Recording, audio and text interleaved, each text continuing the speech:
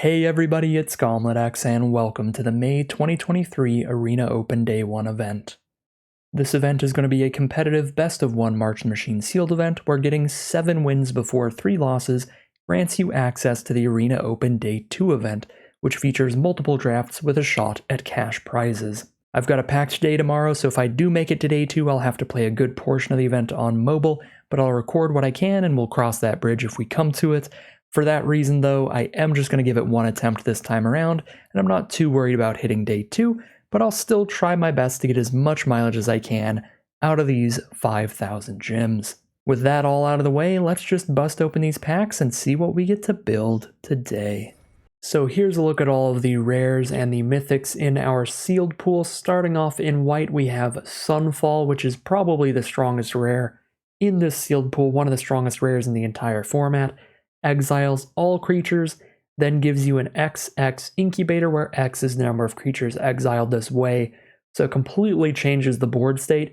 Whatever's going on, instead of you being behind or you and your opponent being at parity, it's just going to be you with one gigantic Phyrexian and your opponent with absolutely nothing. So Sunfall is a massive, massive board wipe, massive win condition. Incredible card. Jin-Gitaxias, not going to be quite as strong, but still a decent card. If you have a lot of non-creature spells with mana value 3 or greater in your deck, this can be a decent card draw engine.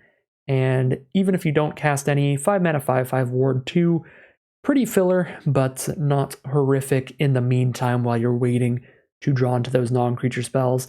Does have a really powerful ability on the back side of the card, but it's going to be pretty hard to get to 7 cards in your hand in this format, so mainly just going to sit here and potentially draw you some extra cards, which is solid, but not incredibly exciting. Pylon is very, very efficient removal, which is excellent. Not anything else to say about it. Rampaging Raptor is a nice aggressive dork. 4 mana for a 4/4 trample and haste. Means that it hits the board, comes in swinging, and it has pseudo evasion with that trample. It also has fire breathing, being able to buff its power until end of turn for a few mana. And when it hits your opponent, it gets to also hit one of your battles or one of their planeswalkers, which is quite nice.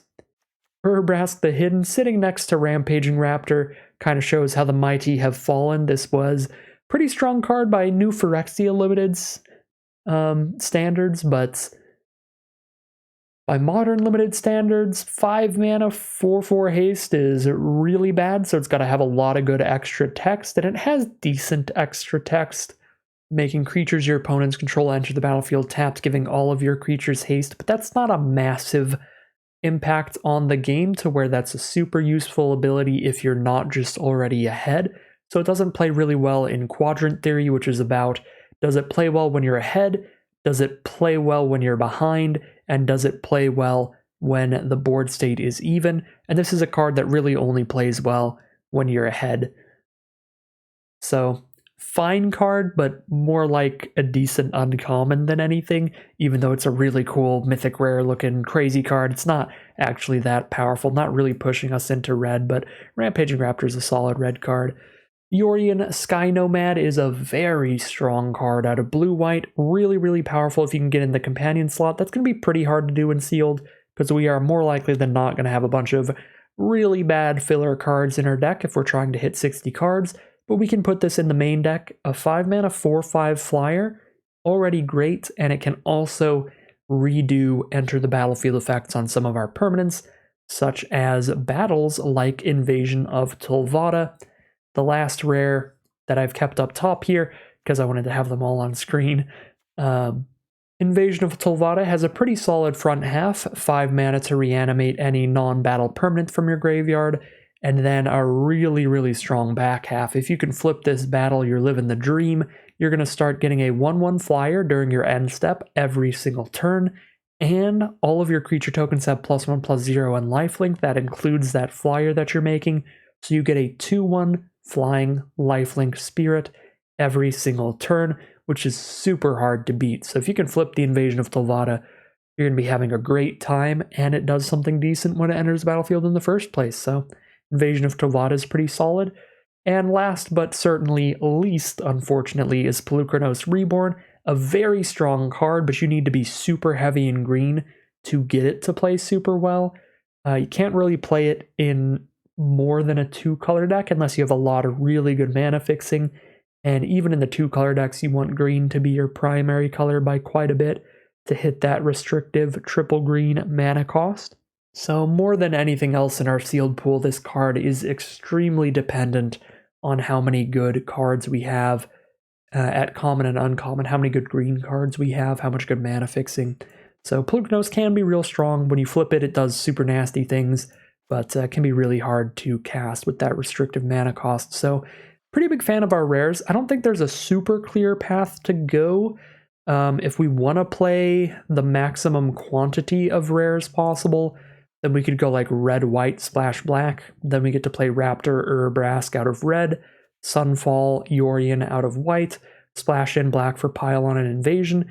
But again, Urabrask is kind of like an uncommon, so I think it would be pretty even to be like white-blue splash black, or white-black splash blue, or blue-black splash white. A lot of different places that this could go, but would really like to play white with Sunfall and Yorion. That, I think, is our number one color in terms of the power of our rares. After that, Raptor, Jin-Gitaxias, and Invasion of Tolvada, all quite good, but pretty equivalent in power level. So it really depends. Really hoping to play white, though. And black looks pretty good, too. If we're already playing white, then playing black gives us Pylon and Invasion of Tolvada, which is nice. So we'll see how things look as we take a peek at our commons and uncommons now. We are going to start off with the multicolored cards to see if there's anything else pushing us in a specific direction. There are plenty of really powerful multicolored cards at uncommon in this format because of the multiverse legends like Rona here. Now, Rona's not a very powerful card, not going to push us to blue-black, but just an example of a multiverse legend card. Halo Forager, though, is a really good blue-black card that could help convince us to head in that direction. This is going to be a solid flying creature and a removal spell all in one. You get to slap down a 3/1 flyer and kill your opponent's best card by ideally recasting a removal spell from either player's graveyard. That's the best way to use the Halo Forge, and it plays super well when you do that. So pretty big fan of that. We also have a blue-black duel to help that out. We do have a red-black duel to help if we are like white-black splash red, white-red splash black, either way there. Bloodfell Caves could help. Then we have a Swiftwater Cliffs and Jungle Hollow. Important to keep in mind, but don't know if we're doing blue-red or green-black. Invasion of Lorwyn is fine, but really slow removal in green-black. Got a lot of green-blue cards, which is cool, but I don't think the green-blue archetype is super strong, and our rares don't overlap incredibly well there. I guess we could play Yorion, Polukranos, and Jin-Gitaxias. So if our green and our blue are really good, then sure, we can play Invasion of Hyrule, double connoisseur, go that direction. And then Botanical Brawler. I guess, again, if our green is really good, then we get to play Sunfall, Yorion, Polukranos, go for a green-white counters deck with the Botanical Brawler. All right, yeah, decent uncommons, several different ways they can go. Particularly want the green to be good for these uncommons, because that's what a lot of them are, green-blue, green-white, green-black. But other than that, there's one Halo Forger looking really good for blue-black. So those are the multicolored uncommons. And for colorless, we have pretty much nothing. No Skittering Surveyors is always a massive bummer in this sealed format. Skittering Surveyor is a super helpful card. 3 mana, 1/2, completely colorless, so whatever is going on with your mana, you're always going to be able to resolve it on turn 3. And it's going to let you grab any basic land from your deck, reveal it, and put it into your hand. Make sure you hit your splash color or hit another source of whatever color you need. If you need double black for a removal spell or double white for a big Yorion to play or something. So Skittering Surveyor is really what I want to see when I look at my colorless cards, and we don't have that.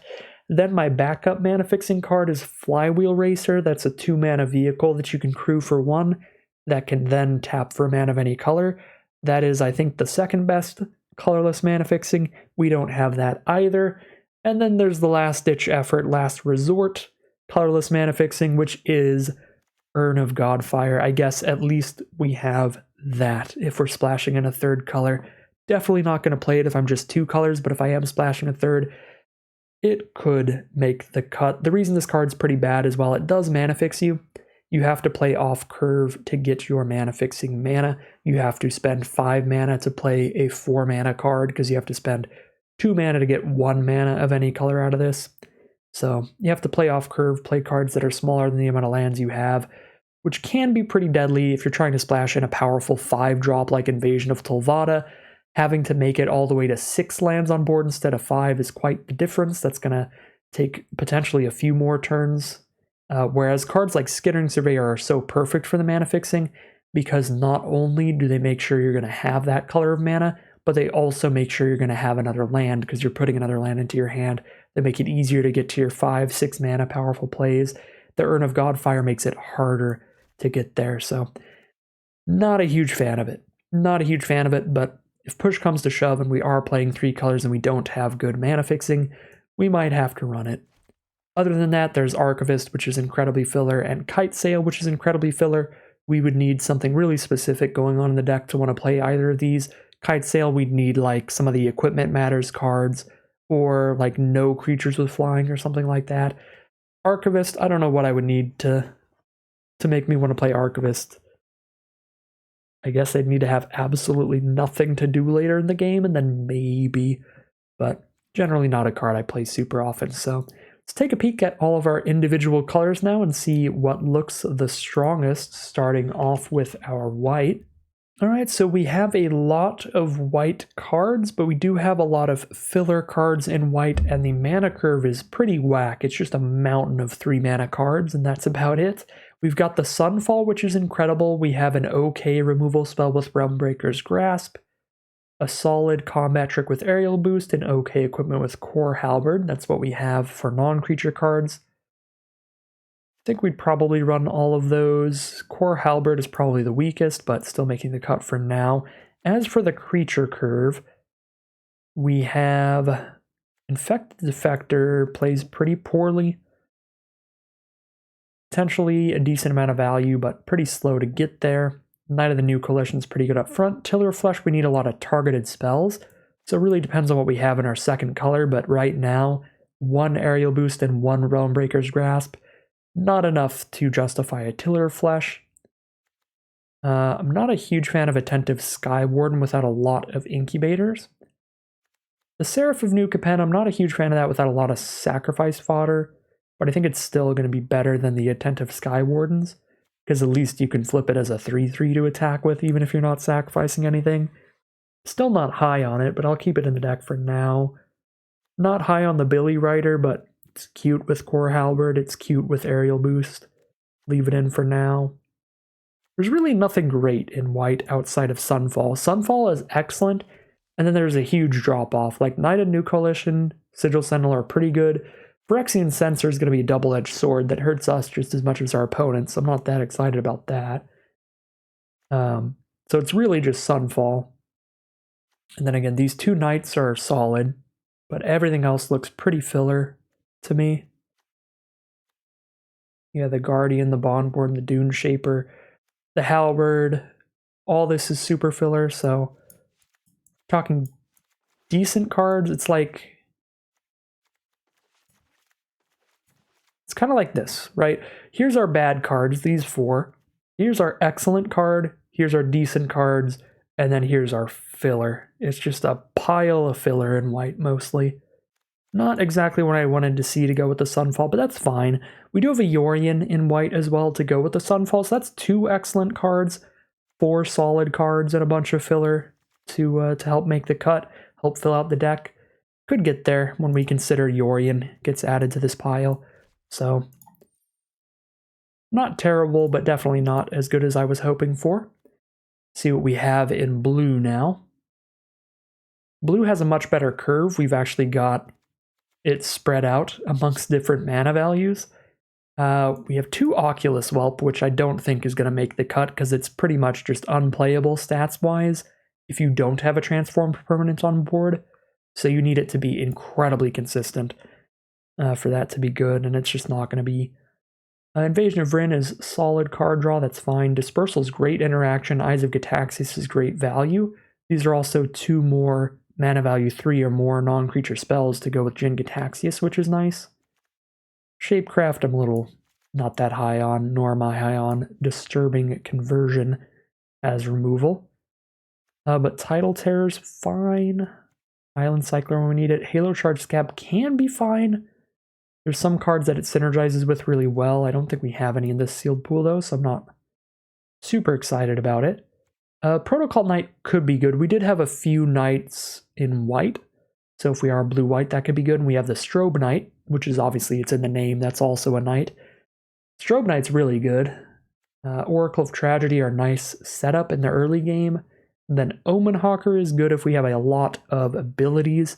We have an Island Cycler, one Incubator, and that's kind of it. Probably not good enough, unless our second color has a lot of creatures with abilities to pay for. So blue looks something like this, which isn't a lot of cards, but I do like the quality of the cards here. Big fan of Strobe Knight, Dispersal, Eyes of Gitaxias, and Jin Gitaxias. And I mean, come on, we've got Jin and we have Jin's eyes. It's just beautiful. Checking out our black now, this looks like where all of our good removal ended up. We have Final Flourish, Pylon, and Deadly Derision. All three of those are excellent removal spells. Curve's pretty awkward again, not a lot of creatures. But the ones that we have look decent at the cheap mana costs. I do like Ichor Drinker and Izumi Informant. Solid cheap creatures that are nice expendable fodder for cards like Final Flourish and Dreg Recycler.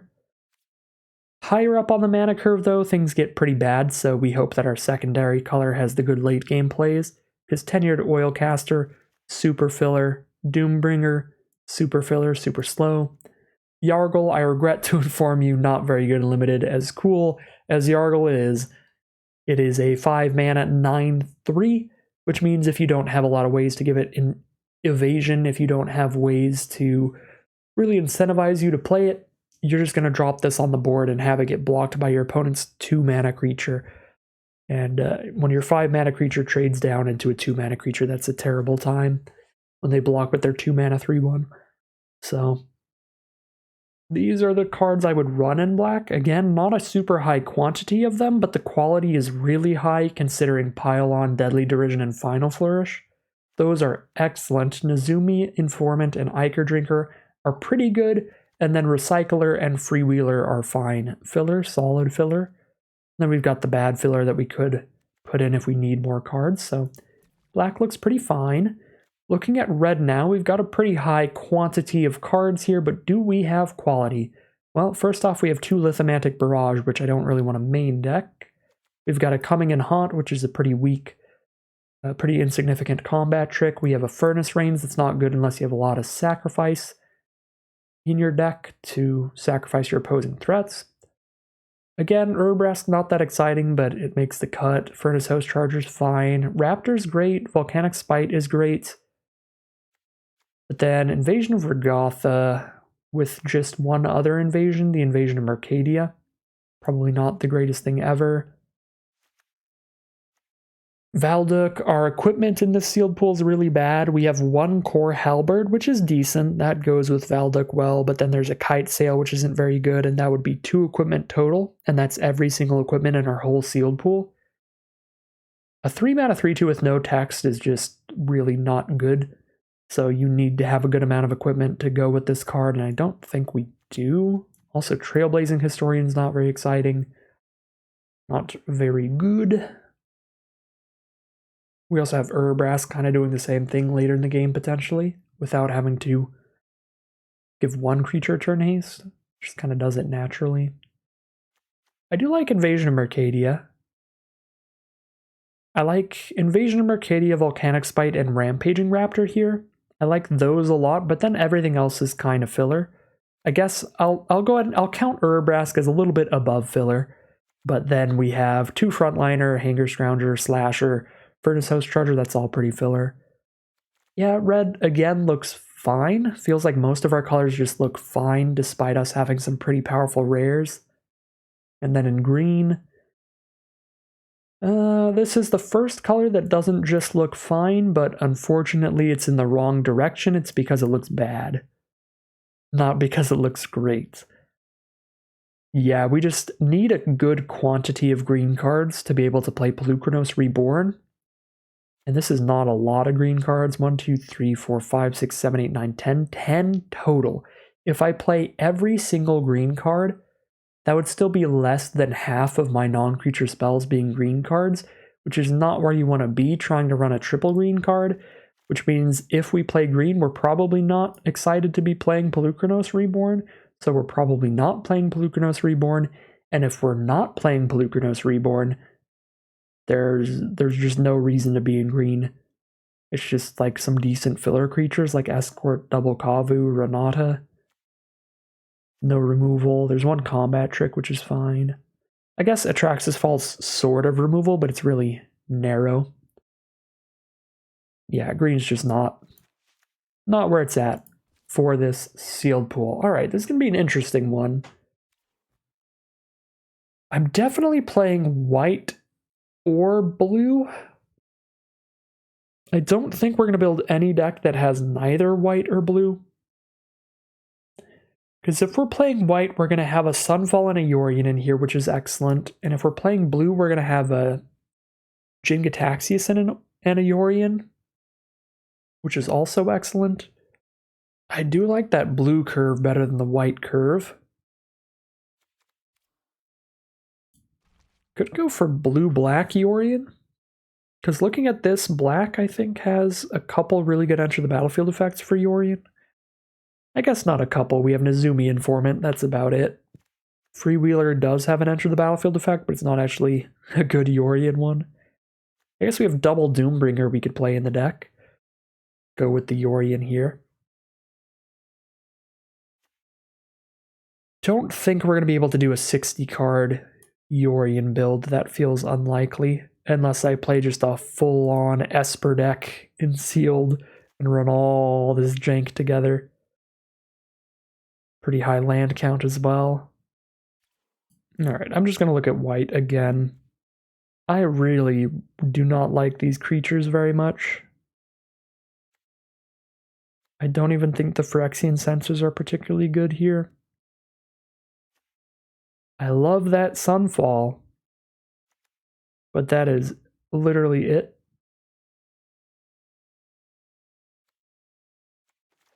Again, I've got the Grasp, I've got the Yorion, but blue gives me the Yorion too. I think I just like my blue better than my white. So we go blue Yorion. I want to take a look at our colorless and our dual lands again because we have 0 mana fixing out of green.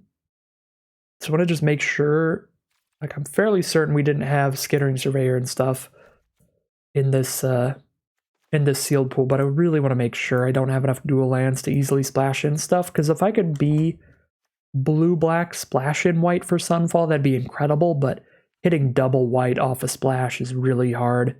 Yeah, we've got a dismal backwater for blue-black white. There's one Urn of Godfire. Yeah, no, this sealed pool has abysmal mana fixing. There's one Urn of Godfire and some lands that are just not in the right colors. None of these lands are white. All right. Yeah, the mana is going to be rough here if we want to do anything 3-color. Take a look at a red aggressive deck too. Maybe blue, black, and white, red are the main decks to take a look at. Let's see blue, black here. I guess it's not that hard to splash in a single white card like Invasion of Tulvata. Could maybe put that in here. But splashing in Sunfall is where things are difficult.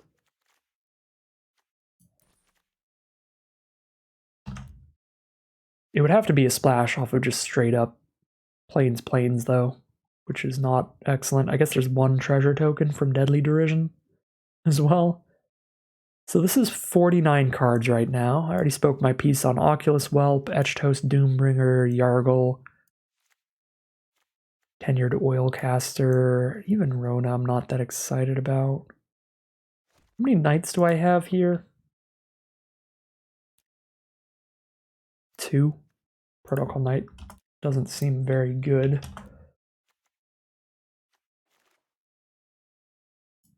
Rona's probably better than Protocol Knight in this deck.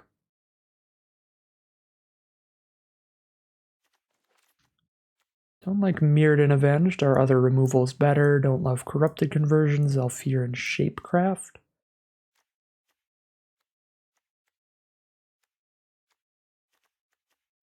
We've got 6 non-creature spells with mana value 3 or greater, which is pretty good for Jin-Gitaxias. I like that.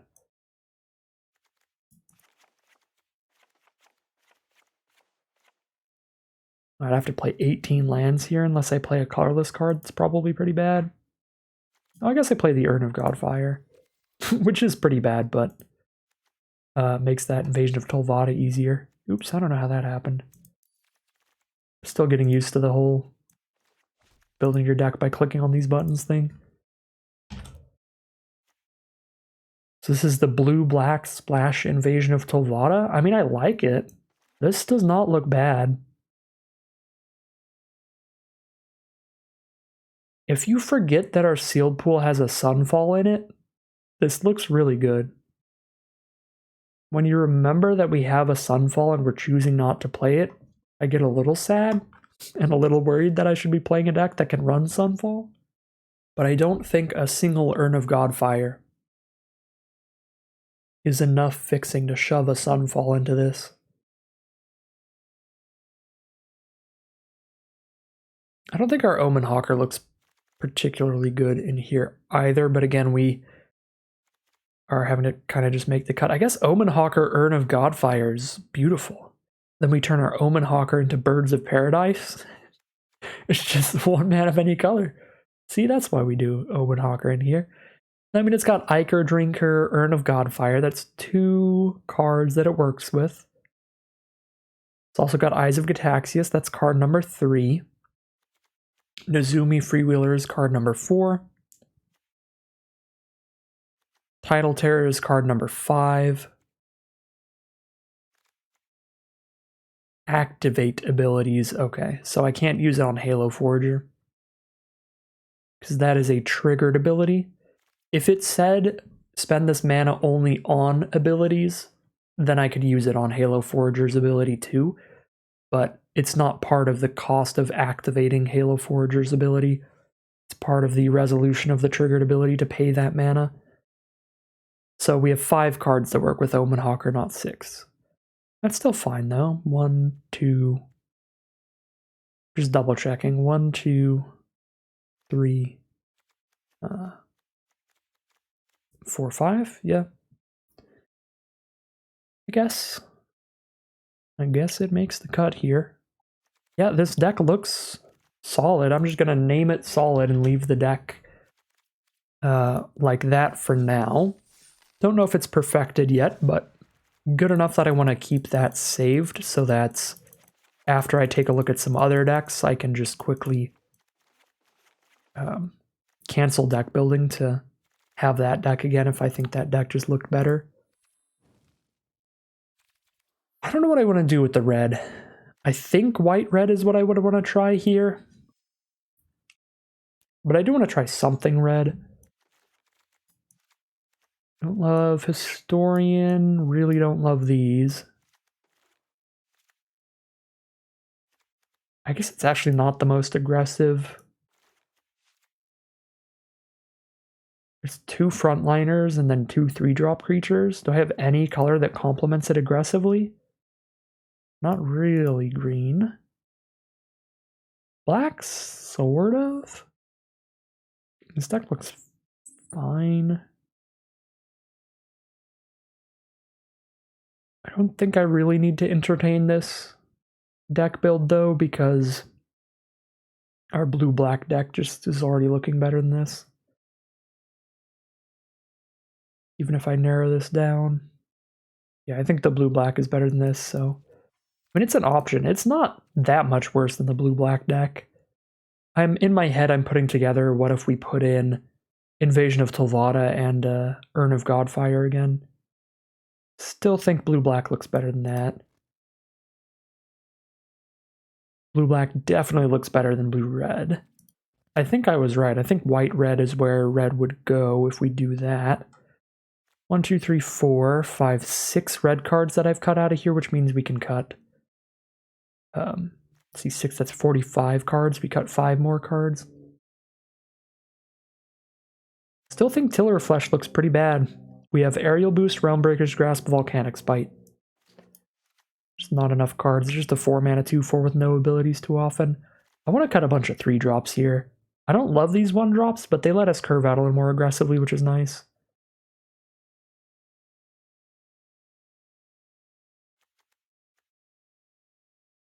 I don't love the 2-drop either, but again, they give us an actual mana curve. Don't really have any incubators for that Sky Warden.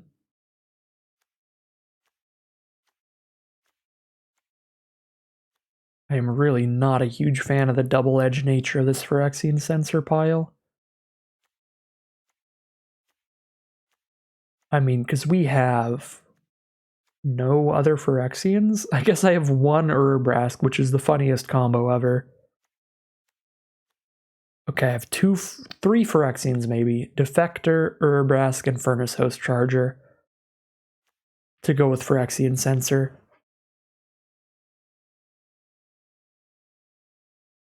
Yeah, this just seems really bad for us. Like, this looks like a deck that wants to curve out and dump as many creatures out as possible. And if I play Phyrexian Sensor and then I draw a Rampaging Raptor, and now my 4/4 Trample Haste hits the board tapped, that is horrible. If I want to flip my 1 battle and cast a spell in the same turn, that's also horrible. Because when you flip a battle, you're technically casting it. So I would cast the Flame Right, and then I couldn't cast anything else that turn. Or if I cast something before I try to flip the battle, then the battle just wouldn't flip.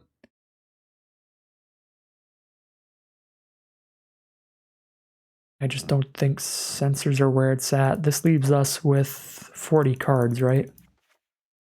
1 off, 39. I actually do have a dual land for Invasion of Tolvada here, so the mana fixing is going to be better. Oh, I forgot about Yorion. That's pretty important. We get to put Yorion in. We get to put Invasion of Tolvada more easily, because we can just put in a dual land and an Urn and the Invasion.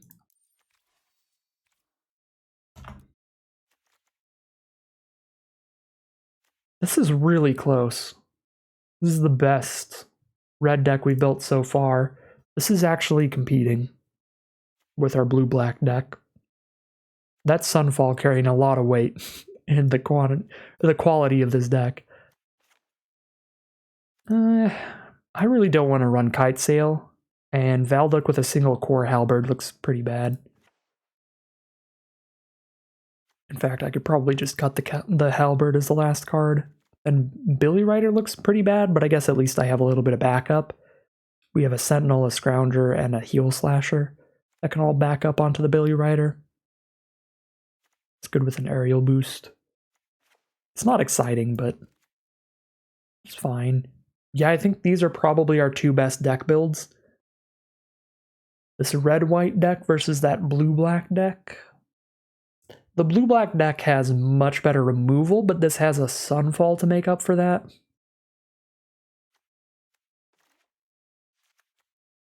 This Invasion of Mercadia doesn't really count on the creature curve. We have a bit of a better curve here, but our 1 and 2 mana creatures aren't particularly good, but they do exist, which is cool. We've got good backup to put on them, and then slamming down a Raptor turn 4 could be good. I do quite like having Sunfall in here again, but Sunfall plus Yorion, 2 very good white cards. In blue, we had Yorion plus Jin-Gitaxias, so 2 very good blue cards. This Invasion of Tolvada top end actually looks stronger in this deck than it did in the blue-black one, because I think we're actually trading off creatures more often. I guess we've got like sacrifice outlets and stuff in the other deck.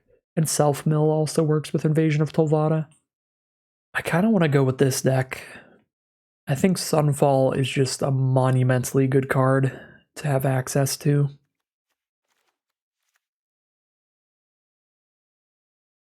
And white being a core color can help get us there. I don't really like the idea of our white-blue, but I should take a look at it. Some of the strongest stuff going on in our blue-black deck is the fact that it's blue and black together, because that really upped our amount of non-creature spells at mana value 3 or more for Jin Gitaxias, and it also gave us a Halo Forager. I think blue and white together is going to make our white creatures look even more mediocre, because the red creatures look like they actually do complement the white creatures pretty well in terms of the curve. I don't think the blue and white creatures look like they fit particularly well together. I guess we get more knights in the deck for the knight that taps something down and stuns it for a turn, which is cool, but I do think that red-white looks better than blue-white, and blue-black also looks better than blue-white. It's really just the competition between those two decks, but I should do my due diligence here, so let me complete this mana base real quick, save a picture of this, and then look at blue-white to round things out. 12 white cards, 9 red. We're at a 9-9 split. We can cut 1 mountain for a swamp here. Then we have 3 black sources in the deck, 1 urn and 2 black lands. It's not incredible, but I think it should be enough for the splash. Just barely. Because we can just treat this as a very late game card. 3 sources for it. I'd ideally have 1 more source. Don't really want to lose out much on another main color. I guess 8 white sources is still pretty good. We are in a lot of pain if we can't play a Yorion off of just 5 lands. But 8 out of 17 is still almost half of our lands. Which means out of 5 cards, we should more often than not hit 2 sources of that color. Alright, I'll get a little greedy here, go triple black source and an urn. I guess, yeah, if urn's another black source, it's also another white source if I have a Yorion in hand for hitting that. I do have 2 double red cards, so I don't really want to drop down to 7 red sources and 9 white sources. So we'll keep it 8-8 white and red, and then up the swamps to 3 black sources. Alright, now I'm just going to take a screenshot of this, because I still have the blue-black deck saved in the deck editor. And I'd like to leave that saved, so we'll save this deck in a screenshot. And then we'll look at blue-white to do our due diligence, but putting the deck together in my head, I don't think it looks that good. Let's see if my head is correct here. And I guess we still get Halo Forager and blue-white, because then we can do the Urn of Godfire Splash for Invasion of Telvada Halo Forager. I don't think we get Deadly Derision in this build. Oh, we do get a blue-black duel. We don't get Deadly Derision in this build, but we get Final Flourish and Pylon as well off the splash. Maybe this is where it's at. This might actually be better than our blue-black deck, now that I think of the fact that I do get to still play the Pylon and the Final Flourish too. Try to be like, not full Esper, but closer. Alright, put the Urn of Godfire in here. Cut out the Core Halberd. We're definitely getting more defensive than aggressive. Maybe cut the Aerial Boost too, but that can play well defensively. Alright, Skywarden's bad. Triple Censor's bad. Affected Defector is bad. Killer of Flesh gets a little interesting here, I think, because now we have Pylon, Final Flourish, Afara's Dispersal, Disturbing Conversion, Realmbreaker's Grasp, Aerial Boost. That's 6 cards. Close. What is the night count? 6. Probably right on the borderline for Protocol Knight. Cut some of our more aggressive stuff like Dune Shaper and Bond Warden, just some random 1-drop creatures. Okay, this Esper deck actually does look better than the blue-black. Does it look better than the red-white, though? Yeah, I was considering just blue-white by itself. Totally forgot about the black splash. The black splash is adding a lot here, because then we get to still play the Halo Forager, and we get 2 more removal spells into this deck. We get to have a good quantity of removal, plus have a Sunfall in the deck, which is really nice. I don't think I looked at white, black, splash, blue, but that would also get us all the removal, the Sunfall, and the Halo Forager. Still feel like blue's the better.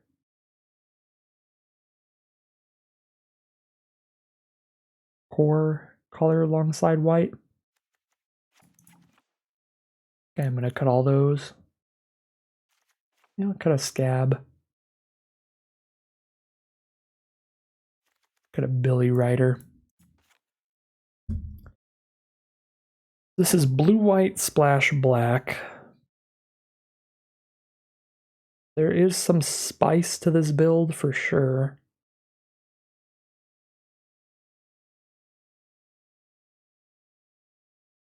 Good interaction, good value plays. Powerful late game cards. I feel like I'm right back at square one now. Except instead of red-white versus blue-black, now it's red-white versus Esper. This is better than that blue-black build. What about white-black then? We'll compare this to white-black and see which of those two is better, and then compare the winner of that with red-white. And then, finally, I will have a deck for this Arena Open. Alright, I'm looking at the white-black splash blue now, and I definitely liked the other way more.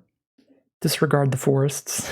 It's just Arena doing that, but I already cut a bunch of mediocre creatures like the 2/2 flyers and the Phyrexian sensors and stuff. And now I still want to cut more cards like Mirrored and Avenged Corrupted Conviction, and I just don't have the room. We're down to 38 cards now. I don't really want to play Halberd too badly in here, but I guess I could end up running it. I don't love these 1-drops still, which I got to cut in the blue deck and still have room to cut more cards. Yeah, I'm pretty confident on the blue-white deck being better. I guess I could put like Doombringers back in or something. Could put in a Tidal Terror to help for the blue splash.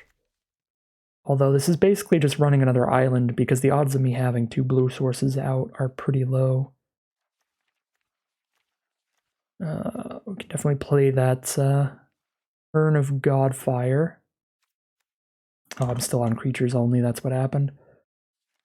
Yeah, we don't have as many black cards as blue cards, in terms of like good ones. Because again, Yargle, Doombringer, Oilcaster, Mirrored and Avenged Corrupted Conviction, those are all pretty bad filler that I've already cut. And then I still want to be able to cut some of these white cards. So I think we're actually going for the blue-white splash black. And we'll see how that matches up with the red-white deck. So let's take another look at blue-white splash black and red-white together. Alright, so here's a look again at the blue-white splash black, and I've got a picture of my red-white deck right alongside this. So let's see what looks better to me overall. So the red-white deck has a better curve of creatures by a decent amount. We've got a lot more creatures in that deck in general. That being said, while the curve is better, the quality of cards does dip quite a bit. We have cards in there just to make sure we have a good curve of creature, like Enduring Bond Warden and Tarkir Dune Shaper for just like 1 mana 1/2s on curve. At 2 mana, we only have 3 creatures in that deck as well. 2 of them are Thrashing Frontliner, 1 Sunblessed Guardian. Not a super good collection of like aggressive creatures. And then again, 3 mana, there's a Kithkin, Billy Rider, Seraph of New Capenna. Really filler creatures all around. Redcap, Heel Slasher, and stuff in there. Now, there's still filler creatures in this deck, like Protocol Knight doesn't look particularly strong. Sunblessed Guardian doesn't do anything. But I think the red-white deck is really trying to curve out well and slam down some big hasters late game. And I don't know that the creature quality is high enough to make that a super impressive game plan, especially with only 2 straight-up targeted removal spells to clear a path in that deck between Realmbreaker's Grasp and Volcanic's Bite. This deck is much more dirtily sealed nonsense like you tend to expect, much more mid-rangey, kind of late game focused, where we're just dropping down Oracle of Tragedies, setting up our draw steps, having a decent amount of cheap interaction with Final Flourish, Disturbing Conversion, Realmbreaker's Grasp, and Afar's Dispersal.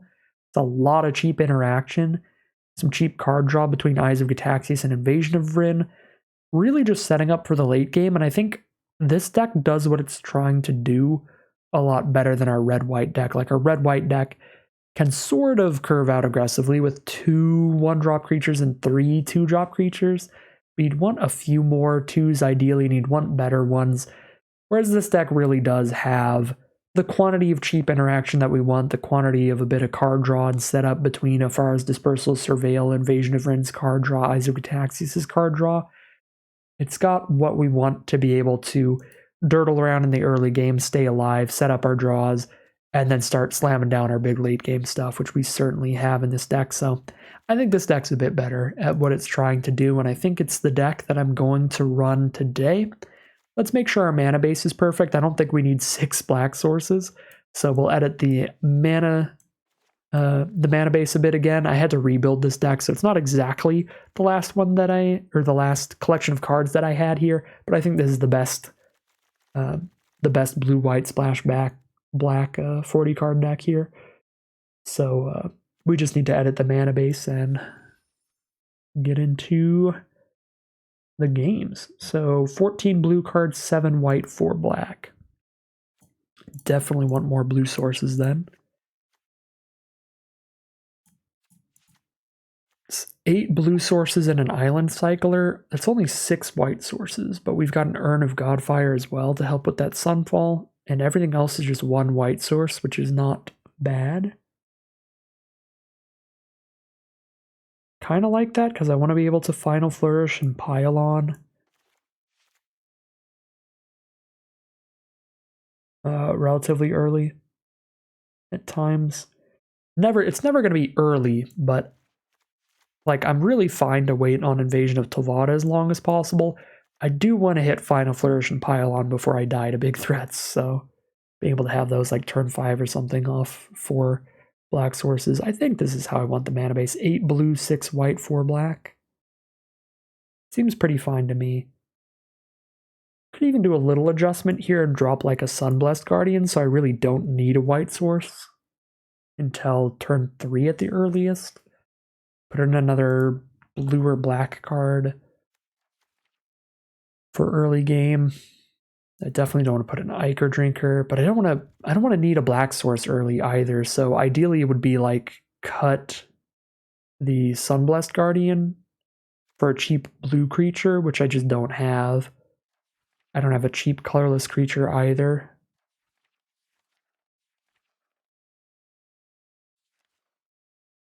Yeah, I don't really have a good replacement for this to make that mana base easier.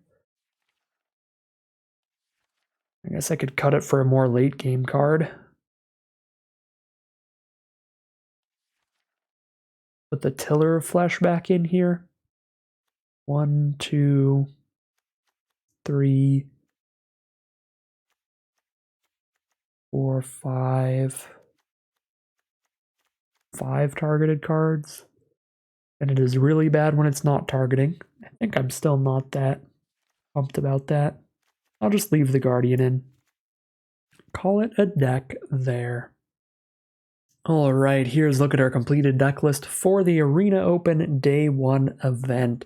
Looks like a pretty solid blue-white deck here, splashing some black. It's definitely not the craziest curve or most synergistic deck ever, but you're not going to get that too often in sealed. What we do have is some pretty high raw power level in these cards. So a lot of our early game here is to set up and stay alive till we can dig towards some powerful late game plays. We've got double Oracle of Tragedy, giving us some good early game card selection, cheap removal like Realmbreaker's Grasp, disturbing conversion, and cheap interaction like Afara's Dispersal. Some ways to set up our draws, again, like the Oracle of Tragedies and the Afara's Dispersal for Surveil, Eyes of Gataxias drawing us another card, Invasion of Vryn drawing 3 cards, and then once we get to the late game, after we dump out some more medium creatures, just trying to protect ourselves, we have some big high-impact plays. Jin Gataxias can be a powerful card draw engine to keep us ahead from our opponent in card advantage. Yorion Sky Nomad can end the game pretty quickly in the sky, as well as potentially redoing some Enter the Battlefield effects. Sunfall can completely flip a game in our favor by exiling the entire board and giving us a gigantic incubator. We could even potentially cast another Sunfall off a Halo Charged Scab later. We've got Invasion of Tulvada, which can completely win the game if we can flip it, and it's a great card to flicker with Yorion Sky Nomad. So those are the really big bombs, but we also have Halo Forager for a really nice 2-for-1 flyer plus removal spell in the late game, and some very good interaction out of our Black Splash with Final Flourish and Pylon. So pretty solid deck today. Looks quite decent for a sealed deck. Again, a little awkward by draft standards, but hopefully it'll play out pretty well for us. We've got some good card selection to try to get the right things at the right time. And yeah, hopefully we can help get there. So without further ado, let's head into the gameplay and see how it does. All right, here we are for game 1. We've got all 3 colors and a cheap piece of interaction with Afara's Dispersal. I've now got an Oracle of Tragedy to help set up our draws as well.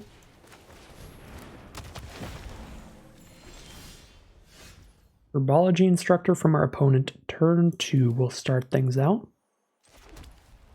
Let's drop Oracle of Tragedy. Draw a card, discard a card. Another land for us. I do want another white source for Sunfall if we draw into it. I do want 5 mana. I've got 2 5-drops in the hand. Could discard Jin Gataxias and reanimate to Tulvada, but I want to get a little greedy and try to play Jin into Invasion. Don't really want to discard my 3-drop or my interaction. I guess I'll discard an island here. We just need to draw 1 more land in the next 3 turns and we'll still have access to our 5-drops. So I'll go for it there, get a little greedy. Blighted Burgeoning, excellent mana fixing from our opponent. Unfortunately, our sealed pool had basically no mana fixing. There was no green mana fixing, no Skittering Surveyor, so just Urn of Godfire was the one non-land mana fixing card that we could play.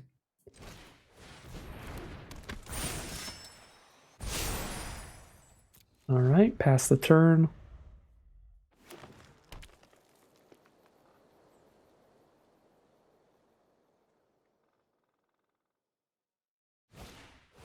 Inga and Essica. Speak of mana fixing, that can let all of their creatures tap for a mana of any color.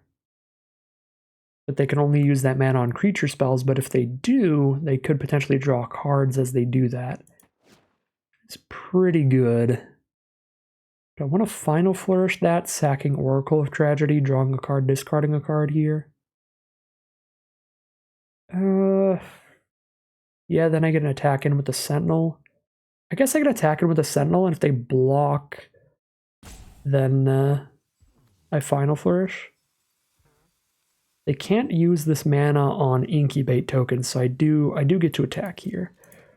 Like that, and then try to flourish in response to a block. Okay, they're not going to block. So Flourish, sack, Oracle of Tragedy, I do think is the play. Get that second white source out in case I hit a Sunfall. Oop, that is the wrong ability. We want to sack the Oracle of Tragedy. Get another Oracle of Tragedy? I would rather just make sure I have 5 mana next turn. I'll just discard that. Rather be guaranteed to play the 5th land now. They're going to flip the Instructor, kill the Sentinel here. They sure are. 1 mana off from bouncing that. That would have been beautiful. bounce it now, but that's terrible. So I'll be able to flip it again later. Okay, let's play Jin Gitaxias first and hope that if they have removal, it's too expensive to get through the ward cost. But they've got a lot of mana thanks to the Blighted Burgeoning. They've got 1, 2, 3, 4, 5, 6. So any 4 mana removal would do the trick. 4 mana or less. There's an Eyes of Gitaxias. They're going to incubate 3 and draw a card, play a forest, and a Knight of the New Coalition. There we go. That's no removal, which means we can start the Jin Gitaxias value train. So we started with Invasion of Tulvata returning the Sentinel. I believe. Could play Halo Charge Scab, but then I don't draw a card off Jin this turn. But then I fill the grave a little more for the Invasion of Tulvata to maybe hit something stronger than the Sentinel. I feel like this is okay though, because then I also hold a blue up for Dispersal. Invasion of Rin next turn to draw another card. Yeah, let's go. 6/6 Jin still gets blocked and killed. Make the 3/3 Sentinel again. Scour Barons from our opponent. There's a Portent Tracker. They have 1 card in their hand. If it's not removal, we're just going to keep drawing cards here until we just outspell our opponent. Just cast more things than they do.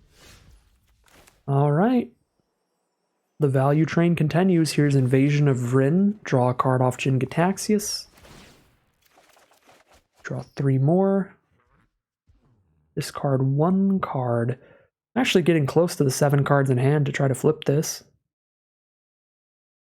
If I flip this, though, I have 1 less blocker. I draw a million cards, but the 1 less blocker could get me killed.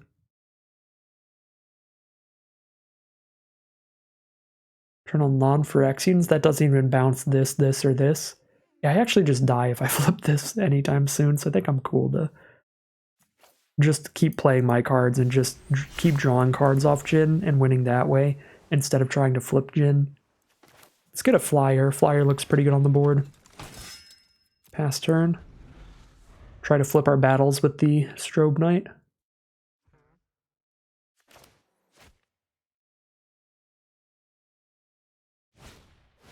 I can also mill myself out if I do that with Jin. Okay, well they've got the Intercessor anyway.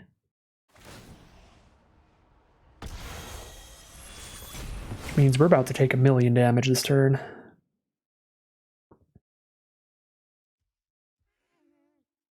But yeah, if I do the Jin flip, I draw an extra 7 cards. Draw cards equal to the number of cards in hand.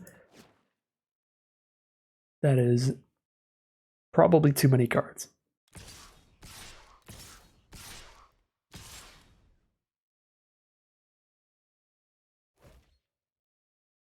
Okay, so next turn I can Halo Forager and have 4 mana up. Can do a Final Flourish, that's not enough to kill Intercessor. They have no removal in their deck currently. I feel like I probably have to lose my Strobe Knight here, which is not good. If I don't, let's see, 3, 4, 6, 7, 8, I go to 10. If I block like this. 9 if I block like this, but then I lose my whole board. If I don't lose the Strobe Knight, Halo Forager means I am casting 2 spells to make a 2/2 to block and trade with. And I'm chipping at the Invasion. But then I take like a lot. 1, 2, 3, 4, 5, 6, 7, 8, 9, 10, go to 8 life. Can probably afford to go to 8 life right now, but barely. If I can re-get Jin on board, then I'll have 1, 2, 3, 4 blockers, because Strobe Knight replaces itself in terms of blockers. Yeah, I'll have 4 blockers. Doesn't feel great, but again, I'll have 4 blockers. Okay, not if they Atrax's Fall. Post-combat, though. Our Protocol Knight's a good draw.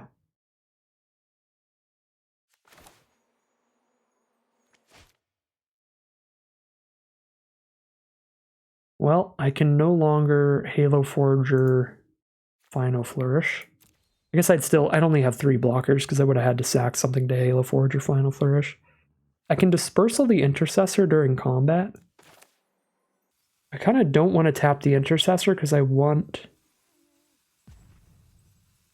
I guess it doesn't matter if it attacks, I can just hold up 3. Okay, then I will tap it down so that I can hit a battle here with my Vigilance. Yeah, I can just spend a full 3 to bounce that. Hit this Invasion of Tolvada, because if that flips, that is going to absolutely save us. Moti, Celebrant of Bounty, Cascade. That's an incredible top deck. What did they cascade into? Thalia and the Gitrog monster. Give me a break, Arena. All right. What a draw. Well, if they just hit like a land this turn, then this would be the turn where they attack with everybody. Block and kill that, block and kill that. We bounce the Alabaster Host, block and kill that as well. With Jin Gitaxias, then they have to recast Intercessor to re-kill Jin Gitaxias next turn.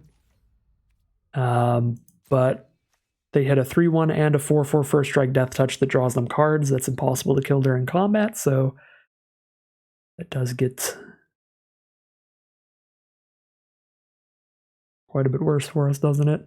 At least they don't attack here. Now,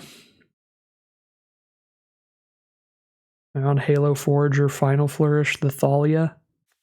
I can't really kill this thing in combat, so I am going to have to.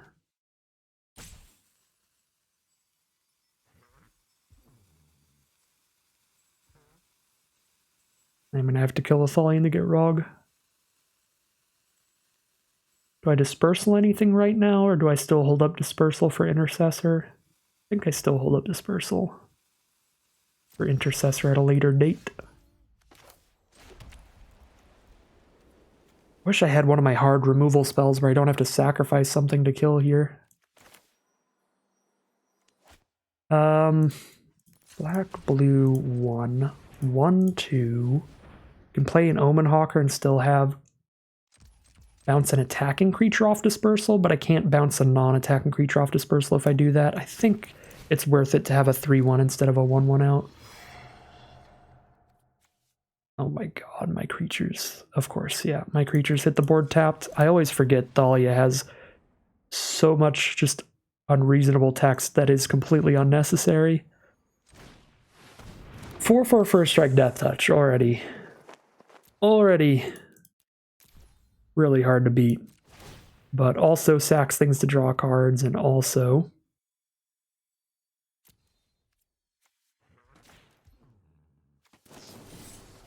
makes my stuff hit the board tapped. Alright, there's Thalia and Gitrog monster dead. But now they probably attack all and crush me. Dispersal got significantly weaker when they drew into a Moti as well, because now, even though I could bounce Intercessor to get a Jin Gitaxias on board to block with out of nowhere, they can then cascade when they recast the Intercessor, which is really bad for me. So I feel like I have to Dispersal a token now so that they can't cascade again. Or no, I just need to kill a Moti during combat. Yeah, let's just kill a Moti during combat, and we should be fine. A Disturbing Conversion and an Eyes of Gitaxias. Another blocker, and that shuts off an attacker. Sure, we can play both of them together.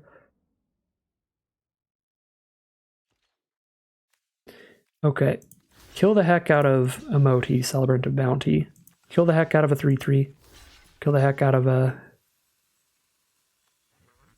2-2. 1, 2, 3, 4, 5, 6. Go to 2 life. But I keep everything on board. They recast. the Intercessor to kill Jin Gataxius.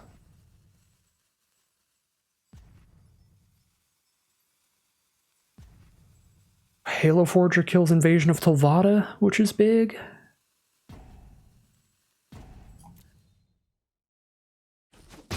This is fine. I'll have a 2/1 flyer with lifelink to block with next turn.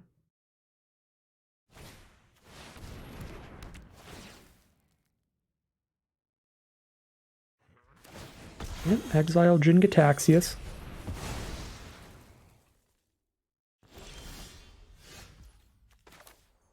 We'll play Eyes of Gataxius to draw into Disturbing Conversion, as well as get a 4/3 lifelink to block with. Because it's going to have +1/+0 lifelink. And this is going to be big.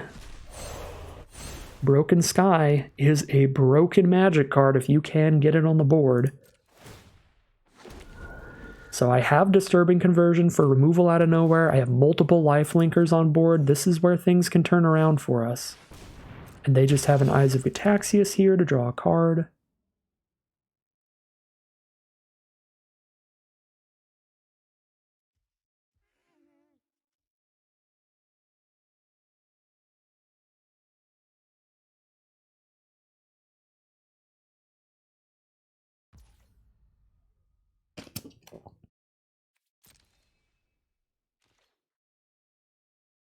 They pass through. Let's flip our Incubator. Draw a card. Still have Disturbing Conversion up.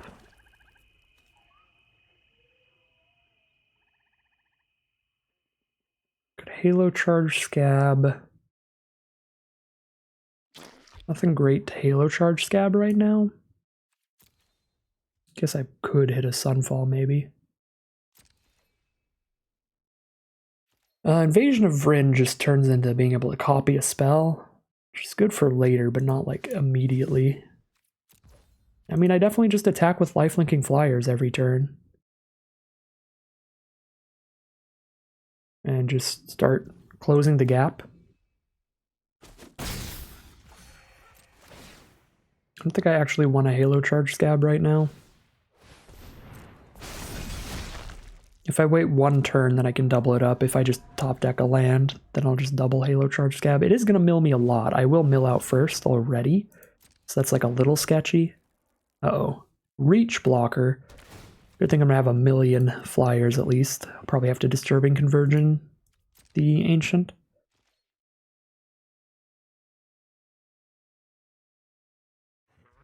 I guess I could just double attack Invasion. They can only kill one of the flyers. Now I have to triple attack to flip it. Just another land. What am I going to cast 2 copies of? Is it going to just be double Scab? Put myself down to 9 cards? I guess that I put 2 cards back on top, so I only mill 1 each time, really. Yeah, I can probably double Scab off Invasion, and that's multiple blockers, so I can afford to chump attack with the Forager to make sure this flips. Because I'm also going to gain 4 here. Cool. I'm actually happy with them killing the non-lifelinker first. I want to get that life total as much breathing room as possible. So play the Scab and copy it. I don't know what it's trying to auto-pay with. I'm going to use the white mana.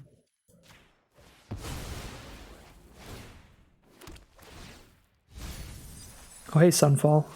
I guess we're just going to have a Sunfall on top just in case. There's a Yorion too, though? I can't choose the Yorion. Aw. Well, we'll put Sunfall on top. Alright. The Broken Sky.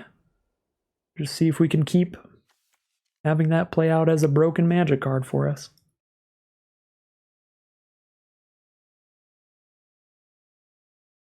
Should give us inevitability, but there's a lot of crazy stuff in this format, so we'll have to see what they have. If they actually have a Sunfall in their deck, we could die. Because if they Sunfalled right now, they'd get the giant incubator that they could just immediately flip and kill us with. Because Sunfall's sorcery speed. And I don't think Disturbing Conversion would make it small enough to survive. Maybe. Tangled Skyline, give all of their Phyrexians reach? Okay. I guess I have to Sunfall then. I was not expecting to have to do this. But I guess I do just Sunfall, and I have one gigantic lifelinking incubator token. And a 2/1 flying lifelink.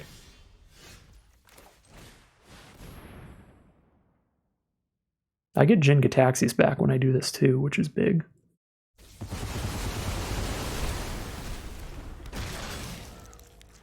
A 15-14 lifelinker is also going to be a pretty good way. Pretty good way to stay alive. I think gaining 15 a turn is pretty good.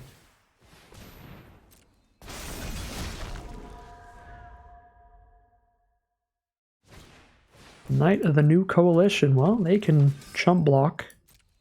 But we are going to gain so much life here. Send in the 5/5. I'll block with the 15 then. Gain an extra 15 and get a kill. There's a Pylon. Excellent removal spell.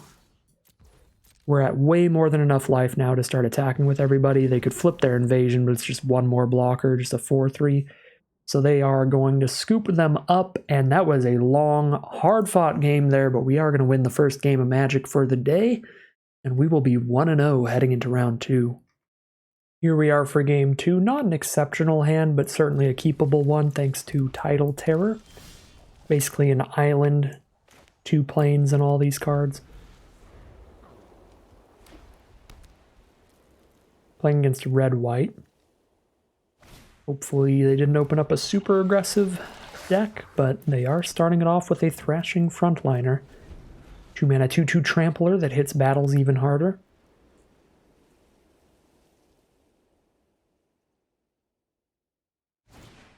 Marauding Dreadship. Wow, alright, they did open up quite an aggressive sealed deck. Good grief. Just take 4 immediately.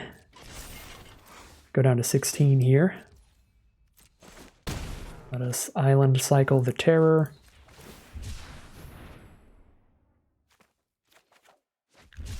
Okay, there is another land, but it hits the board tapped. I've got multiple 3-drops, so I could... I kind of like Oracle of Tragedy to have a blocker for the Dreadship, so they can't just crew me and hit me with that, but then they can just hit me for 4 with these other 2 creatures. I guess I can block one of those too. Yeah, I really like the idea of having an immediate blocker rather than Eyes of Gataxias. Blocking nothing this turn. Okay, there's another land. That is land number 5.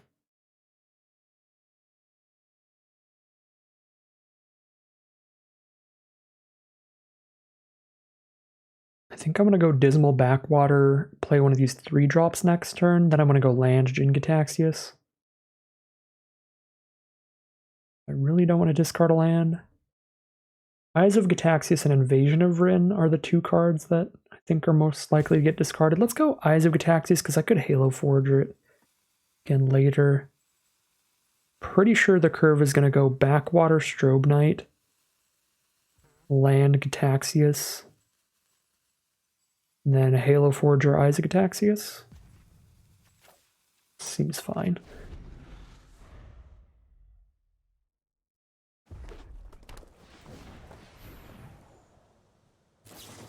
Volcanic Spite, blow up the Oracle of Tragedy immediately. I guess we're drawn and discarding again. Drawn to the Sigiled Sentinel. I would rather play that than the Strobe Knight here. It's going to be a long time before I want an Invasion of Rin. We'll discard that now. Oh god. Invasion of Gobakon, so now one of my spells costs more to cast. They get to immediately flip that with Thrashing Frontliner. And every creature they attack with gets a +1/+1 counter, and they can give their whole board hexproof indestructible by sacking that at a later time. So if I do top deck any removal, they can counter a removal spell. If I don't, they just get a +1/+1 counter on their entire board every turn, pretty much. This is insane. This is like a super aggressive draft deck showing up in the sealed events. Certainly not what we wanted to see with our slower start this game.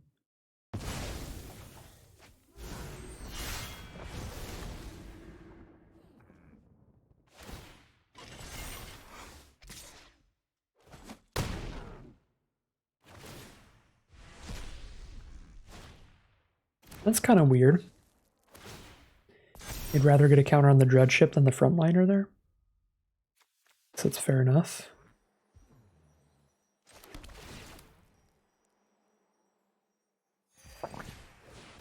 Well, I don't think I have many outs this game. Sunfall would help a lot, but it wouldn't immediately win us the game because they have vehicles and incubators.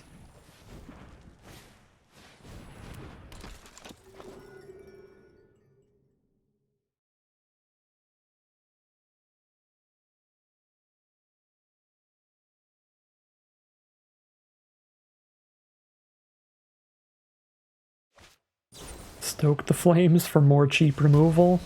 Goodbye blockers. So we're going to take 5 and they're going to put a 6th counter onto the Dreadship, or a 6th power onto it. 2nd counter. Down to 12. Luckily Halo Forager is large enough to block and trade into the Dreadship, but I don't have any instants and sorceries cheap enough to cast Forager and recast something this turn. So we miss out on that value. And I've hit all lands here, so I guess I should have just discarded 2 lands to the draw and discard, but obviously I'm not omnipotent. Don't know what I'm going to draw. I guess I can play their Volcanic Spite, actually. Which, I can only do it at sorcery speed, so it's not incredible. But I can make them crack the Light Shield Array, or I can kill the Sunblessed Guardian, I guess, is the scarier card, because it can flip into 2 creatures. We're probably just getting rid of the Light Shield Array here. Which is still good. It's going to stop them from getting a counter onto their whole board every turn.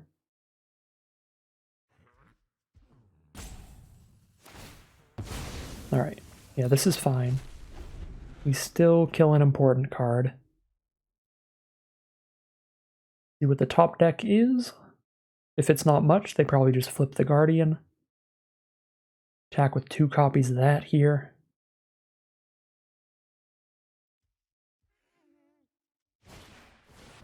Zerda the Dawnwaker, which makes their abilities cost 2 less to activate.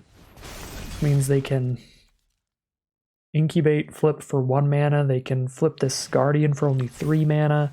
They can also immediately crew the Dreadship with the Zerda.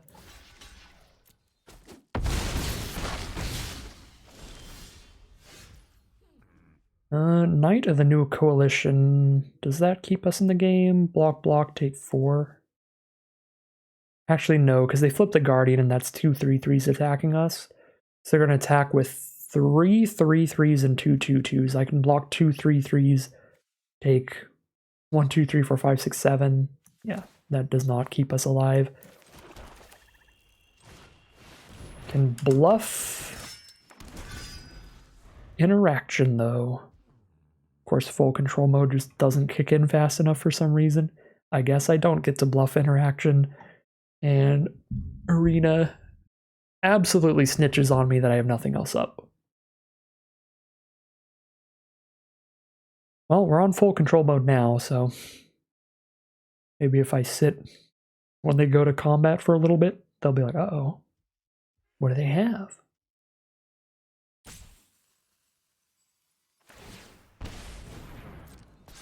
We're dead here if they just go to combat. But maybe for some really weird reason, they'll play around a Final Flourish or something like that.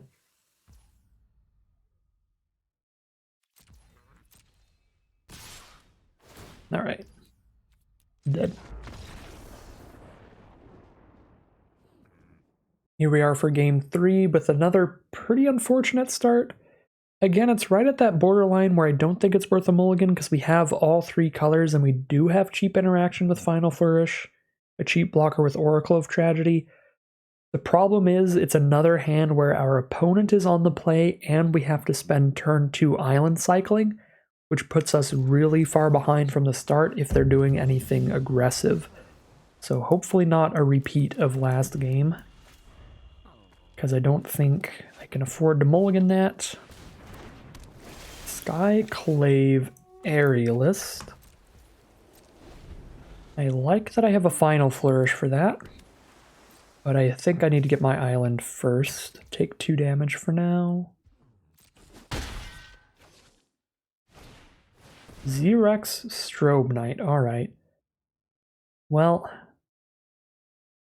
this is not good because I need to kill both of those. The Strobe Knight's going to be absolutely explosive if they play 2 or more spells in one turn, but the Aerialist is going to definitely draw them a card at 4 mana.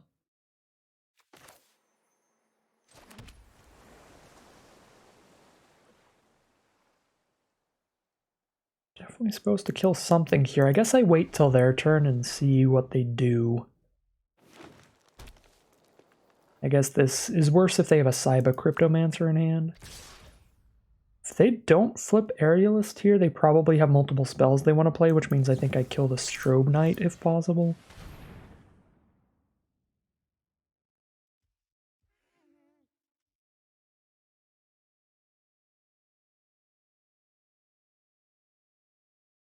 The ideal course of events for passing turn with Flourish Up would be that they just dump all their mana into Aerialist and we kill it. Okay. So Flourish doesn't kill anything anymore, but we get them to spend the turn on a Fertilid's Favor, which doesn't do a lot. Alright, that didn't play out super well.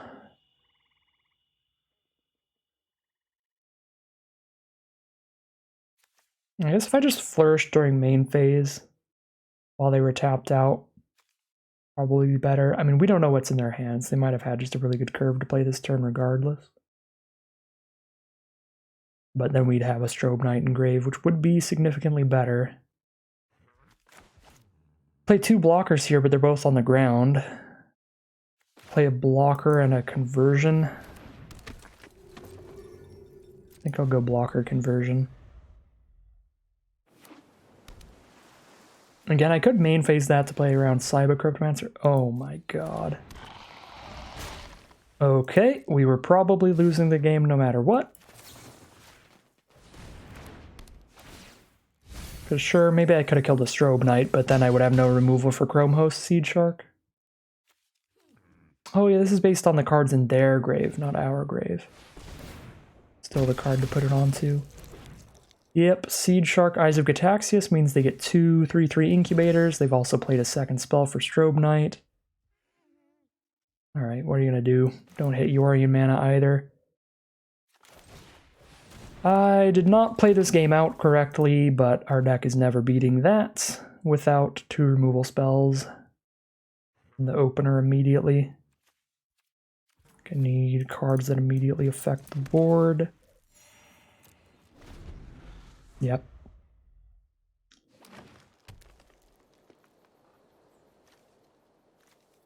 Should have gone for main phase Final Flourish. Was the big decision we could have made this game, which would buy us another turn to potentially find removal for Seed Shark.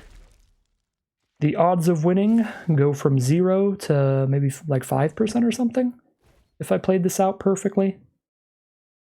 So again, it's not the absolute end of the world, but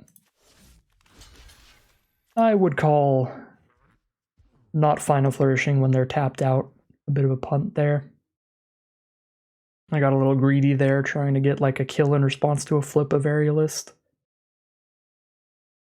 Should have at least waited till their end step, so maybe they ran out some more cards. But doing it during combat was not great. I don't know if I kill a 3/3 or just a 2/2 here. 2, 3, 4, 5, 6, 7, 8, 9, 10, 11, 12. If I block nothing, I die. If I block just a 3/3, I go to 3 life. Oh, gravy.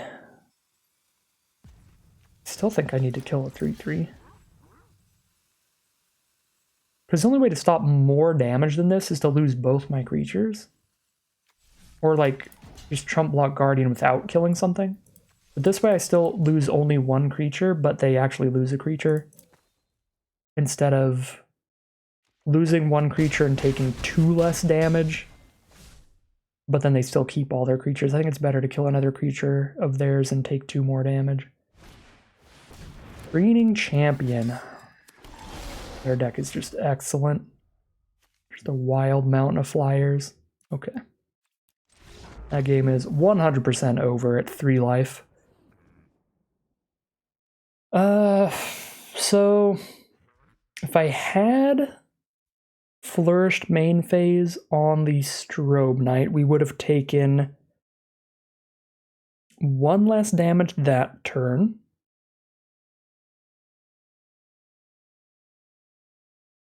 Instead of taking the Disturbing Conversion hit from Strobe Knight.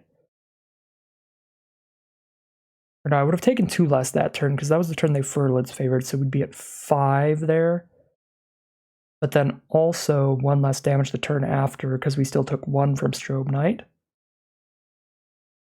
So we'd be at 6, plus they made a 2/2 that turn and hit us with the 2/2 this turn, so that's another 2 damage. We'd be at 8 life right now, and their board state would be a 0/1 Aerialist, because we would have conversion to that. So that would be like another 4 damage we would have saved, conversioning that after flourishing the Strobe Knight. Yeah, we'd be at like 12, 14 life here. We'd still be facing a Chrome Host, Seed Shark, a bunch of Incubators, and a Preening Champion. But we would have taken so much less damage that actually that might have been a big enough punt to change the course of the game entirely. Yeah. I think I need to get less greedy when I see a transform card. Whenever I see a transform card and I have instant speed removal in hand, I so instinctually want to try to get my opponent to dump all their mana into it to get that extra value. But then it just plays so poorly if they just have a trick to use against the removal spell instead of dumping mana into one of their creatures. And again, I think I should have taken the 2 extra damage that turn and waited to the end step, so that maybe they would have tapped out of having interaction like Fertilid's favor.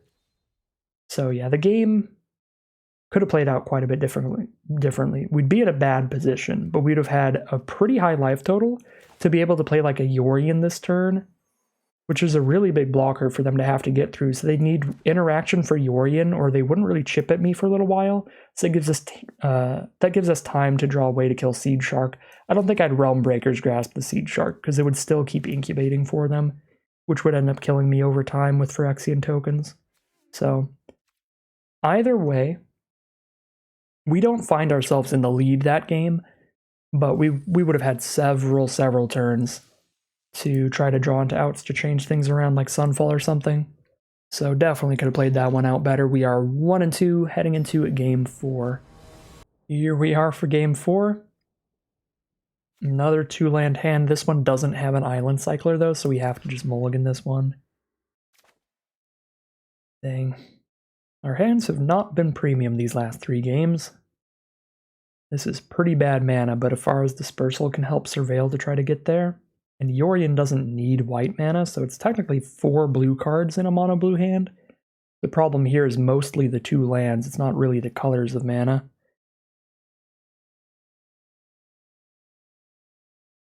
I really do not want to mold to 5 on the play. Mulligan to 5 is really low on cards. Let's get rid of Invasion of Telvanna here and cross our fingers.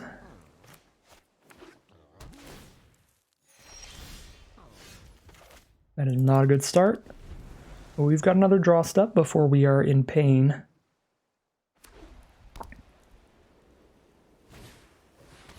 Zoomy Informant, that is quite painful. I'm gonna get rid of this. I'll get rid of the 5 mana Scab here. Actually, let's make sure I have interaction even if I miss lands, which I do.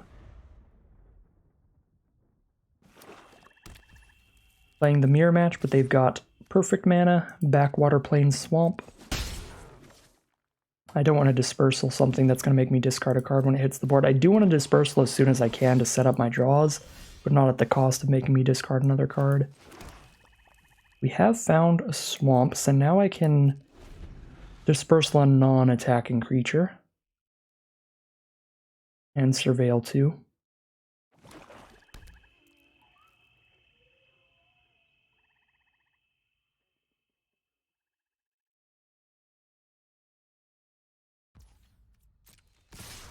Could dispersal the Huntmaster for 1 mana. The only reason to do that is if I want to spend my 2 mana on something else, and I don't think I want a conversion right now.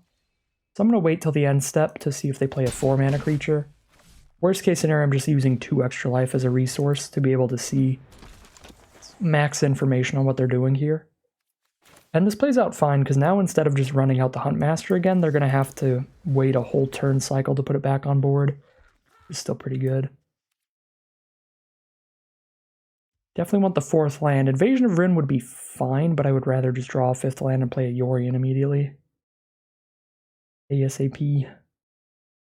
If I could draw both of these cards, I would be so happy. If I could go Island Invasion of Rin next turn, but I can't do that.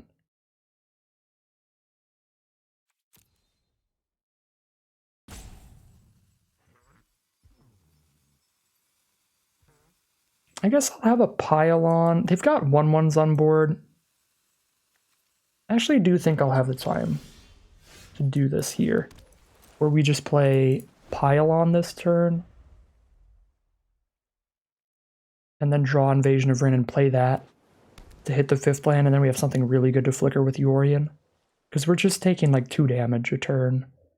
Because I can Pylon if they flip the Agent into being a 3/3.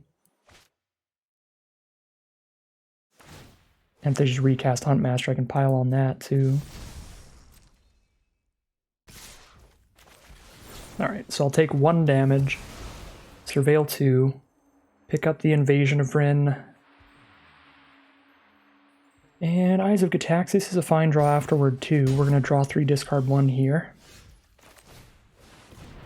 We want to hit a land, probably discard Disturbing Conversion. I suppose Protocol Knight's not great here either. I want to go land Yorion next turn. I don't want to discard Eyes of Gataxias because I think I'm going to Halo Forge or Pylon once I have 7 mana, which also means I definitely don't want to discard a land. Yeah, like a 3/4 body. I'm going to discard this conversion here. I think that's fine.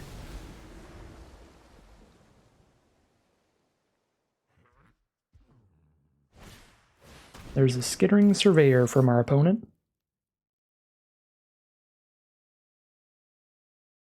Basic land of any type from their deck into their hand.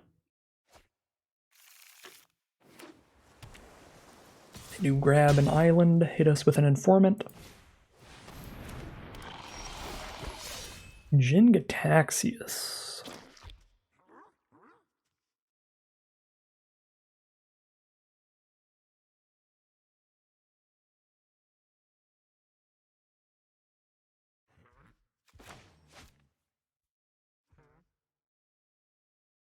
These both block just as well.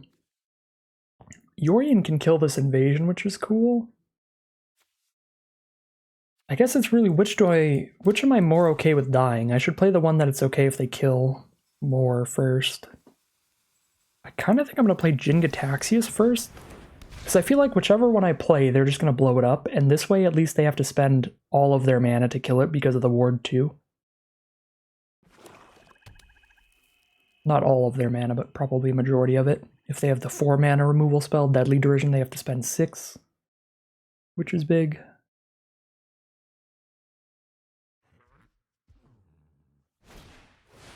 Invasion of Fiora, destroy all legends. Well, nice playing you again, March Machine. We have been bombed out. That is nuts. One-sided board wipe into 3/6 Menace Death Touch that draws them an extra card every turn. So it's already a 2-for-1. Next turn it's been a 3-for-1. Turn after that it's a 4-for-1. Turn after that it was a 5-for-1. That just completely seals the deal. Alright, I don't think this game was very winnable, and I don't think our game against red-white was very winnable. I am pretty disappointed with how I played game 2. Oh, I did already play the 5th land this turn. I'm disappointed with how I played game 2. I think I could have changed that, but at this point, we were losing this game no matter what. We were losing the red-white game no matter what. We were going to be 2-2 at best right now. Don't think this was the run. Oh my god. Don't think this was the run that was going to get there to day 2 regardless, and that is okay. Because we already got to day 2, the first March the Machine Open, and I've got stuff to do tomorrow, so I wouldn't even be able to bring you a video of the entire event, so it is what it is. We got to play some high-stakes March the Machine sealed, which was cool. I liked our deck today. I liked the sealed pool a decent amount. I think this deck was cool. It was fun. You just got a little bit of some dirtily opening hands, which is what our deck does in general. But just played against some really good stuff there. Those last 2 turns from our opponent were absolutely absurd in that final round. And then the red-white deck was just like a really aggressive deck showing up to the sealed party, which is always very powerful because most sealed decks are going to look more like this, where they're a lot slower on the curve, slower to get out there, and you can really just get in under them if you have a good curve of cheap aggressive creatures. But again, like we had a look at our most aggressive deck, which was like red-white, and our curve was not very good. It was not anywhere near that red-white deck we played up against, which is why I went for the Esper, grindier, more standard sealed build over the red-white build. I don't think there were any huge over and underperformers there. I think it was just playing against better decks and better players. Punted our way out of game 2. That could have been a real game of Magic where we might have been able to draw into the removal for the Sky Shark later and find a win there.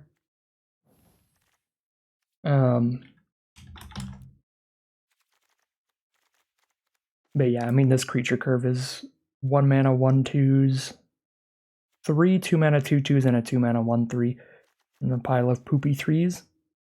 That'd be our most aggressive build. This was the alternate deck we could have played.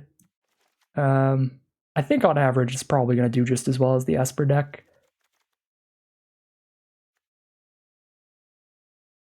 But do want to show that off as well. Yeah, no big over or underperformers today. Oh look, we actually 1-3'd with the red-white deck. I love that you can edit the deck after the event's over, and it'll still say that it's the same pile. As I was saying though, no big over or underperformers. I'm not really unhappy with our deck build. I think it's one of the better decks we could have had in the sealed pool. I don't think we went super wrong there, but played it out pretty rough for our second loss, and game 1, game 3, or loss number 1, loss number 3, not a lot we could do there. It just happens. Got curved out by the great aggro deck on the play, and then got absolutely bombed out in the last round. Certainly happens, definitely happens a lot in sealed. So 1-3 is the record for today. Not a great record, would love to have done better, but it is what it is. I'm cool with not making day 2, because I got some stuffs to do. But that is going to end today's video. As always, I'd like to thank my patrons very much for supporting this channel, as well as you for watching. If you enjoyed this video and you'd like to see more like it, you can always like, comment, and subscribe to tell the YouTube algorithm to send you some more in your recommended feed. If you'd like to catch me live, you can check out the Twitch channel in the link in the description below, and if you'd like to support the channel directly, you can check out the Patreon link in the description below. Other than that, as always, thank you very much for watching, and I'll see you again soon for some more Magic Arena.